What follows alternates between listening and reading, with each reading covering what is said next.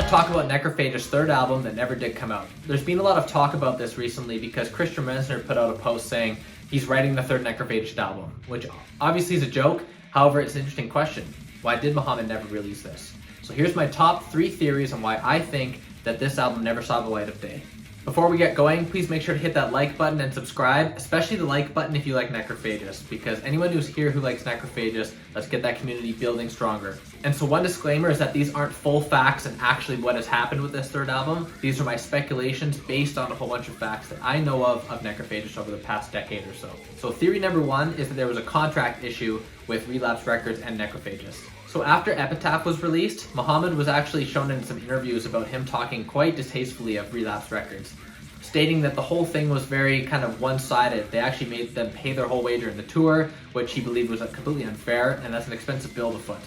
He essentially was feeling that there was no actual support from the label to make Necrophagist successful, which is kind of interesting because they're in the business to make Necrophagist successful. So who knows what happened there, but there was definitely a bad taste in Muhammad's mouth, and he was like personally done with Relapse, but contractually not done. So that leaves us with the situation of perhaps he was legally obligated in terms of as a band Necrophagist to produce 5 albums, but he only did 2.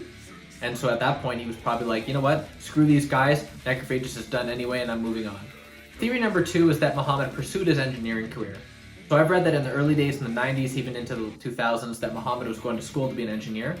Apparently he works at BMW, I'm not sure if that's true or not, but however, he is absolutely of the engineering mind, and I'm sure he's extremely good at it too. So if we think practically, as a death metal musician, it's very difficult to raise a family on that kind of wage, to plan for the future, there's no benefits, etc., etc.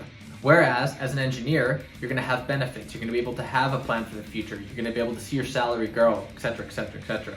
That's going to be a much easier career situation than the death metal side of things, unfortunately.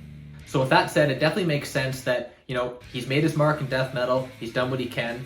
If he's got this great opportunity as an engineer on the table, you know, he's already, 10, 11 years into it now. So that's his career. All right, theory number 3, which I think is less likely, however, it's interesting. Perhaps Muhammed wasn't happy with the album. They got it recorded, the masters were delivered to him, and he kind of sat on it for a little bit. Perhaps that he was kind of thinking, well, is this my best work? Because topping Onset of Putrefaction and Epitaph, that are masterpieces, that's gonna be very difficult, like emotionally.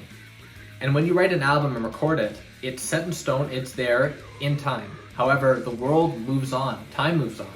So perhaps that it was left too long, and then he felt like, you know what, this is just out of date or whatever, and I'm just gonna leave it and, you know, move on.